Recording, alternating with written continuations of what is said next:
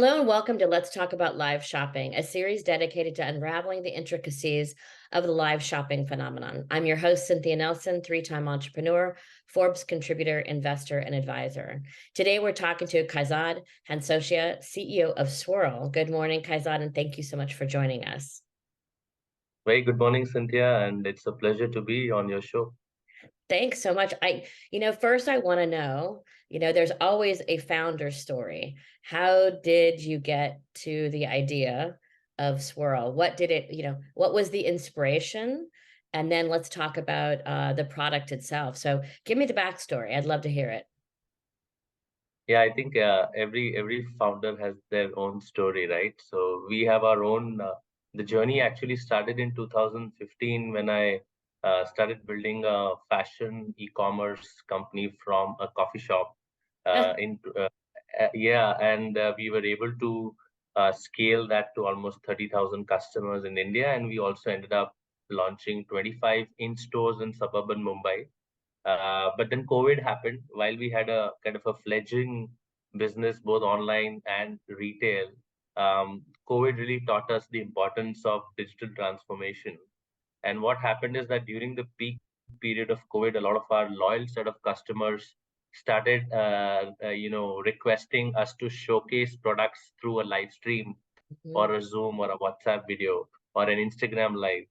And that gave us this idea that if we could somehow marry video and e-commerce with some human touch using offline retail, then maybe there is a business model there that can solve problems and pain points on both sides, right? Both the buyer and the seller. So we ended up launching a feature called Swirl inside our fashion, e-commerce marketplace mobile app, which was like a short video feature that you can discover products and buy from them. And suddenly it became an instant hit. And a lot of brands started asking for that feature and saying that, what if we can integrate this on our own website or mobile app? Suddenly, beauty and life, skincare and so many other categories, brands started reaching out to us. And that's when we realized that I think there is a much bigger opportunity there, and we decided to pivot and launch a completely new product in early 2021. That's awesome. I mean, it came out of a real need from real customers Absolutely did. and Yeah, and yeah. during a time I think when everybody was kind of going a little crazy. And India's been such a hotbed of kind of live shopping phenomenon for a lot of reasons, right?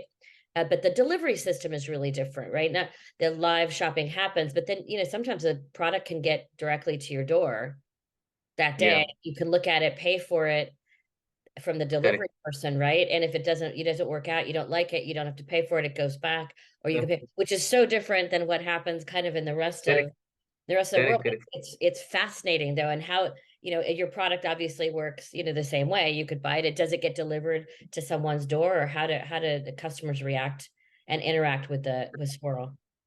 That was one of the reasons why we also decided to, pivot and launch Swirl, because what we saw is that, usually in India, the return to origin, which means products that are bought by consumers and then returned, is typically between 27 to 33%, right? About one third of the products are, That's what's uh, high. and and it's almost 40% in cases of cash on delivery, sometimes 50%, so in some categories, right? So, but whenever somebody used to buy a product after watching a live stream or a short video, the returns were at least 50% less.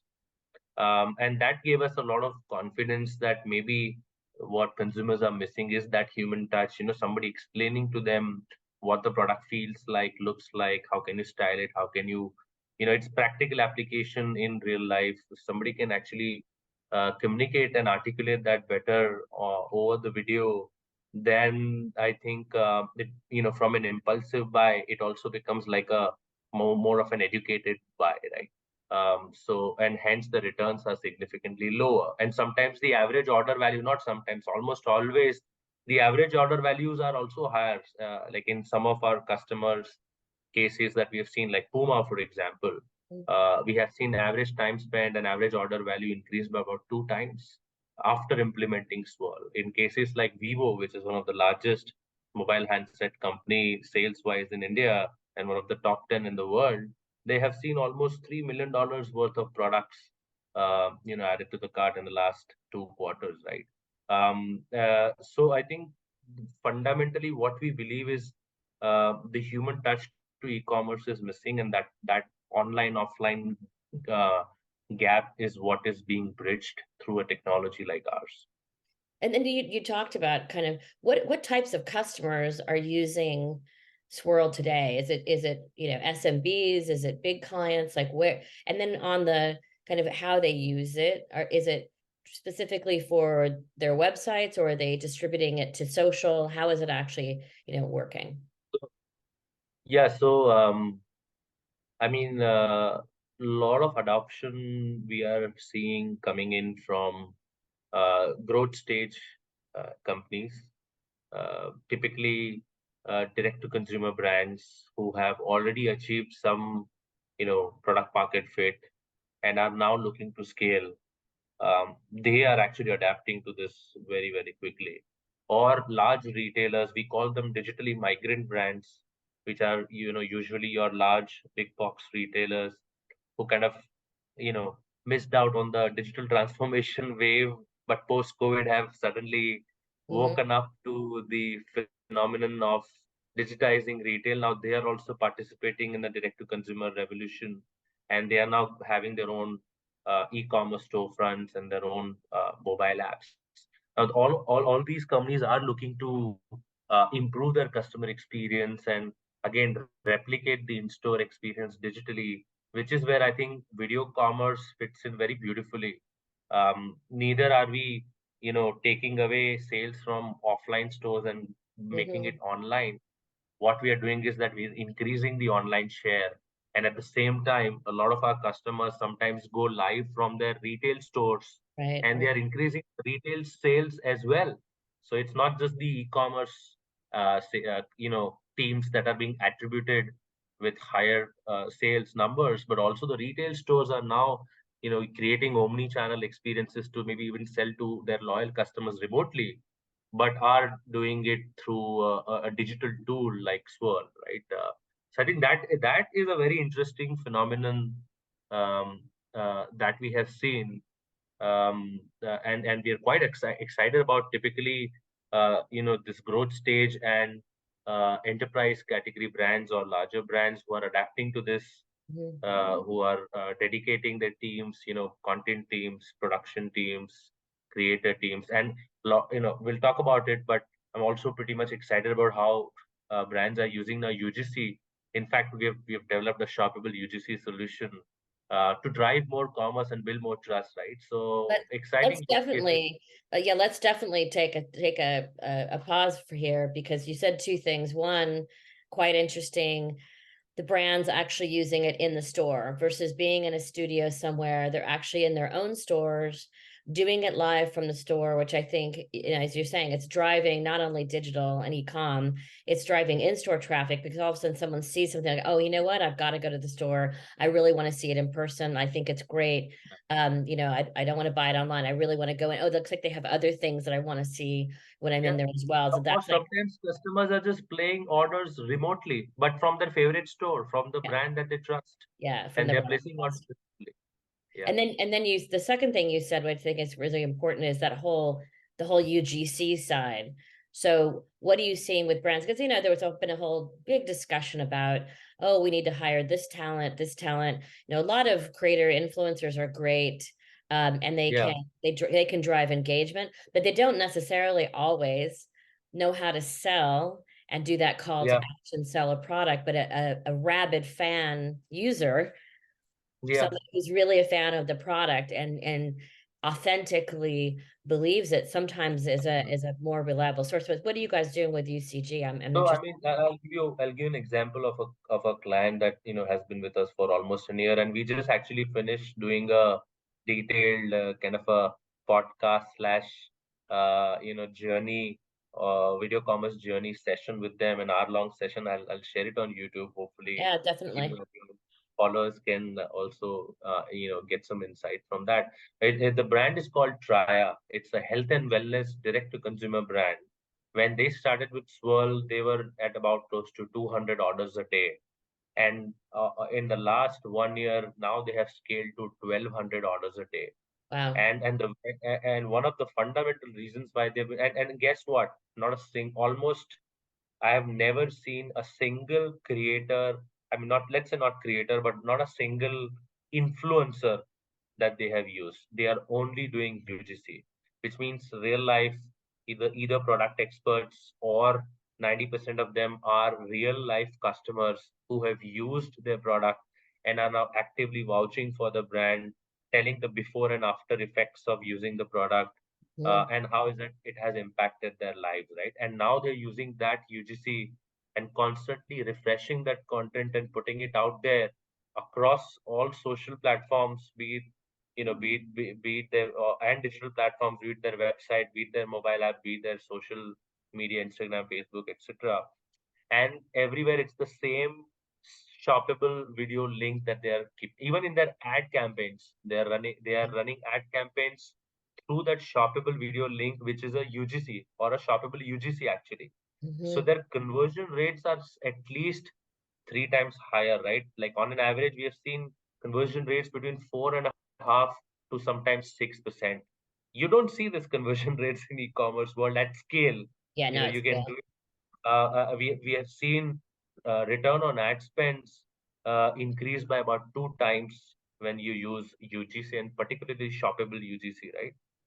So these are some of the and also what we have learned is that not only companies like them are using it on their website, but also they've started using in their mobile app. And in fact, some of our clients are using it in their post sales journeys as well. Like after you buy a product, then how do you reorder?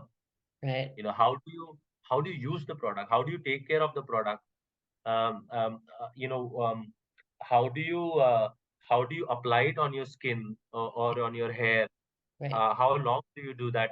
And in that time frame, if you want to talk to somebody from the brand, or you need any assistance, you can just push a button, or you can apply some kind of a discount voucher which is already inbuilt into the call to action button on that shoppable video. You can do that, and this is entirely programmatically refreshed through our APIs, depending on customer to customer. So this really helps brands personalize at scale and give a very highly, that kind of a human touch to their entire e-commerce experience, which is missing today.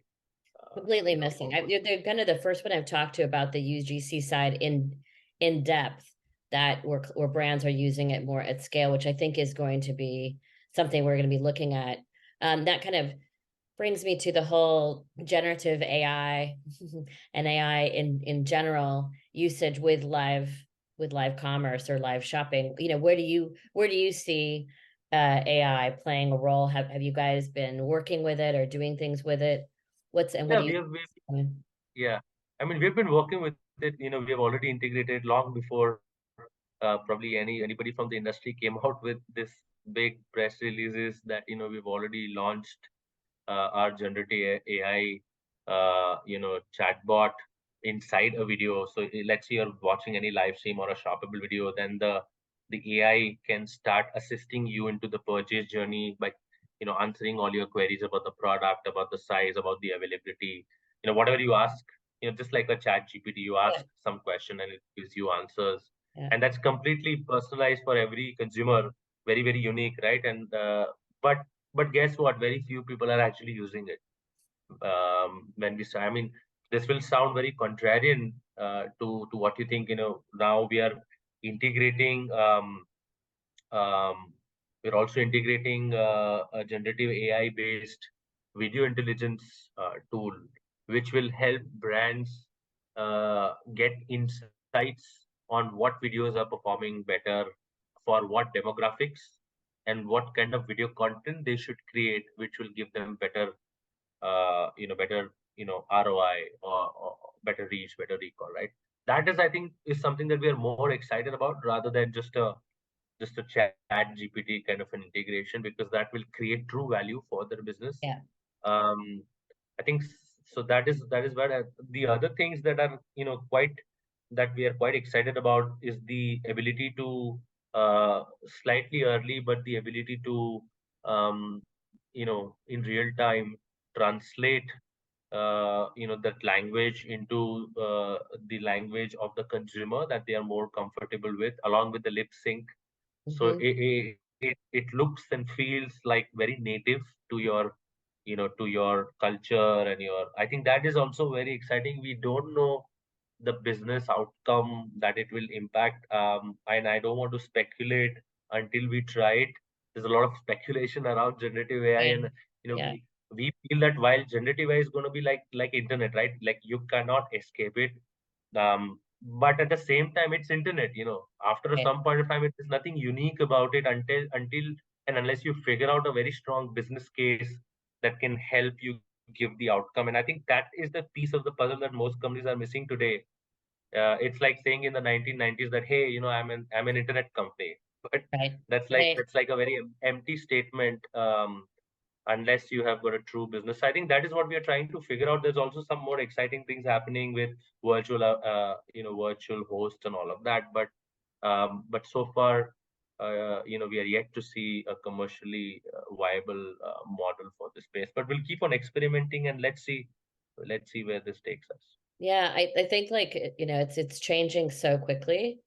Correct. If you had, my last kind of question is always about the crystal ball. We've talked a little bit about what you see with generative AI and just AI in general, but what do you see for live shopping um, in India and globally, really, in 2024, if you were going to make predictions? So what we are seeing is majority of the customers.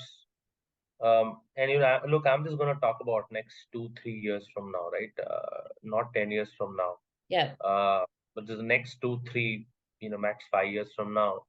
What we are seeing is that majority of the customers who have been with us for at least a year now and have persistently renewed their contracts, in some cases we have received 2 and 3 year contracts as well from large, very large retailers. They've always, that's always happened when they have seen a huge uptick in their revenue, which is attributed um, through video commerce activity. And the revenue has always come when they have focused extremely diligently on their top of the funnel and middle of the funnel, which is using video commerce to drive more awareness and get more customers to consider in your product, right? Or your offerings. And then automatically the byproduct is conversions. Mhm. People who do reverse only focus on conversions and don't think about Yeah. the awareness and consideration are kind of missing the whole point. You can't force somebody to buy from you before you even uh, help them understand why they need it in the first place. And hence this particular ability to create awareness and the ability to create very strong intent or consideration is typically done by product experts or your in-house in-store teams, Mhm. or people who know the product in and out, people who talk to the customer every day. And majority of all our customers who are successful are the ones who have used their in-house resources to create content, whether it is UGC, whether it is their employees, like in China, we call them key opinion employees, right? Yeah. KOEs, which Hmm. are your in-store salespeople, your product managers, your brand guys, whatever, like anybody who can actually understand the the brand, the customer, the product better and can articulate that well in front of a camera. Those are the guys who are actually able to give the kind of ROI. And I feel that that will become more omnipresent in the future. Just like today, if you go to a retail store or if you don't go to a retail store and somebody sends you maybe an email or a WhatsApp or an SMS, or and in that you have these catalogs, image based product catalogs, etc. The same thing is going to be all video based, and those videos and content is going to be created by these in-house people, these local people, right? And that is going to create that in-store kind of an experience digitally, in the near future, right? So I think that is what we see, and obviously um, technologies like generative AI, etc., will, and maybe more, will continue to make it more immersive, more interactive, so that you have that feeling of purchasing it, in real time.